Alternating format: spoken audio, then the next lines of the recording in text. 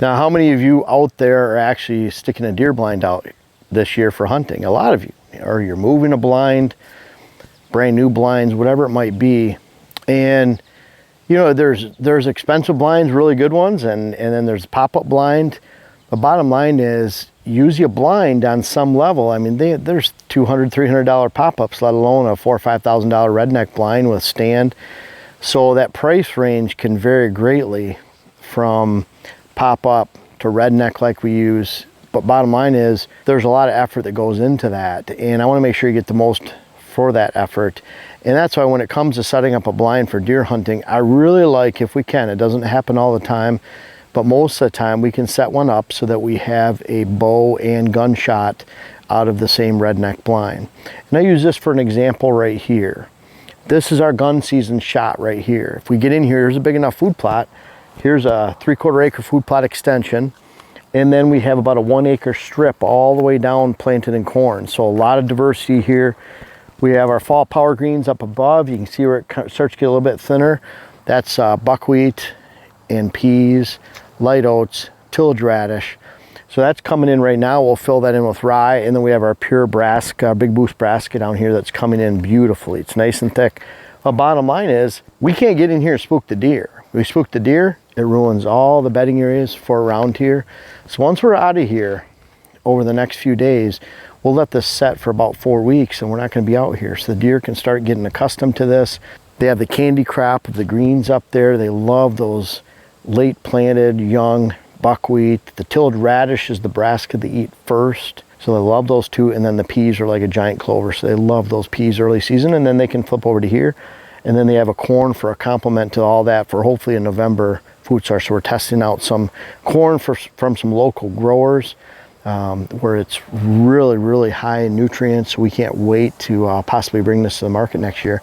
Bottom line is, redneck is way back there. That's as close as we get to this food plot with the redneck. So we're talking 70 yards before you even get to this food plot from the redneck. So we have tunneled access between switchgrass, briars.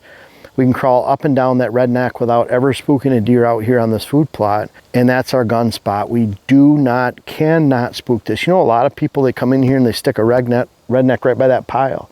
Deer come in and out, you can't help but spook them. Getting in and out. We have 2 piles out on this for the entire plot of clearing. You can see all the nice edge we have except for those 2 piles. Deer can go in and out if they want to. We don't set those piles up to steer the deer because typically they spook deer away. So we'd rather have these piled, let them grow in with vegetation, and you can already see that they're doing that so that they just become a soft, if a deer wants to stay up here away from them, they can. And so the rest of the 90% of the edge around here is free and clean, and that's what you want with a new food plot creation. This was just an extension this year. So we had buckwheat growing here, we did our ultimate no-till, and now we have the brassica here. We ran this all over with the Packer Max, our new 6-foot Packer Max, and now it's perfect setup. But bottom line is we can't spook the deer here. Avoid the temptation of sticking a blind up here. So Len, let's go over and look at that redneck right now, and you'll see our bow shot. And so I really love having a redneck if we're going to make that investment, whatever kind of blind you're using, again, to have that close bow hunting shot and then that distant gun hunting shot. In fact, it wouldn't bother me if that redneck was 50 yards further, but we have to have that great bow shot, so we're right on a pinch point. So that's about the perfect sweet spot where we have the bow shot in a pinch point where we can add a water hole, and then we have this food source where we can hunt from a distance.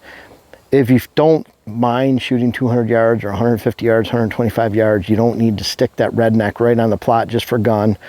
And at the same time, if this food plot is larger than a 1/4 acre and it doesn't have that complement of another food source somewhere else, this is the food plot, then we don't want a redneck or some type of blind right here on the edge so that deer come in here and we spook them getting out, getting in. Don't fool yourself thinking that, well, I'm just in this blind, they'll never know I'm here. They know that you're here because of the blind. We want it to be a distant part of the cover. You can see that redneck just sticks out above the cover. It becomes a non-factor. Yeah, we can see the redneck over there, but it's an extension of the brush. It's in between those trees. The deer will care less that it's over there. They'll care if it's right on this corner. So let's go over and check the bow bow shot out. But it's really important that you set these up so that you have the bow shot close, gunshot, and that's how you can maximize the use and investment out of a great blind like one of those rednecks behind us. This is what I like to see with the short bow shot set up from a nice blind. We have this area right here, it's a water hole. We planted this in some green. We'll add some more of the green max traffic blend to it so it holds the soil and we just continue to mow it. We have a trail behind Dylan that extends out to the edge of the bedding area where they exit that bedding area. They come into this water hole, and this represents more of a staging area where they can just head right back to the new food plot back there. It's about 50 yards through the woods. So really nice pass through. We've kept that open so the deer can freely travel back and forth. And you may think that you look up there and that red net sticks out, and it does to you or I, but when we have a big ball and brush right here, we have a tree over there, we have a ball of vines back there, it starts to represent just part of the habitat. It looks similar. Now, if this was all level and that redneck was just sticking out by itself, it really would stick out even for this short bow shot. We wouldn't hurt the food plot, but it might not necessarily be the best setup for bow hunting. Last year, Tyler, our hunt winner from Camp Kicking Bear charity event, he won that hunt, came in here and he shot a really nice buck. And it's pretty cool because the arrow stuck in the tree right behind Dylan down there at the base and then ran off and just died at the edge of the bedding area. But it is a really good bow hunting setup. We've had a lot of our major bucks come into this water hole. And we also have vines that are growing up the redneck over there. And then we have some really nice hybrid willows that are already about 8 foot tall that were planted last year with Big Rock Trees and Tom and Seth from Big Rock Trees. So we have hybrid willows, silky willows at the base. They're all coming up around that redneck. It'll be pretty soon where that redneck's just a big ball of trees and brush.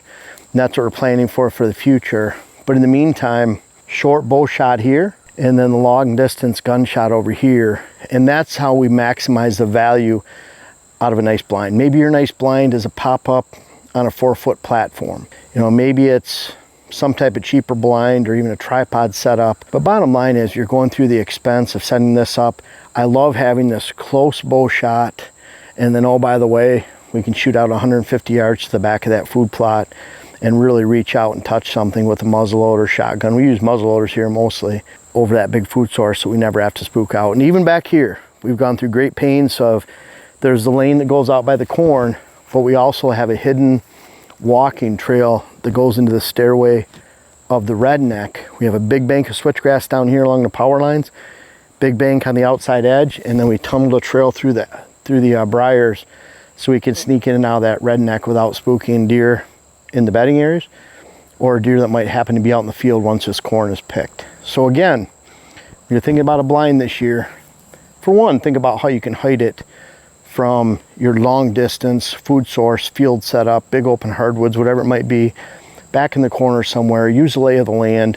This happens to be at the point where we're coming in on the low side. We can't even see this field till we are up on the stairway to begin with. Now we have to get into the redneck because of all the vegetation that's grown up and look out the windows. Gives us a short bow shot here. We never have to spook deer out of the food source. And if we're never spooking deer out of there, then this water hole's always in play.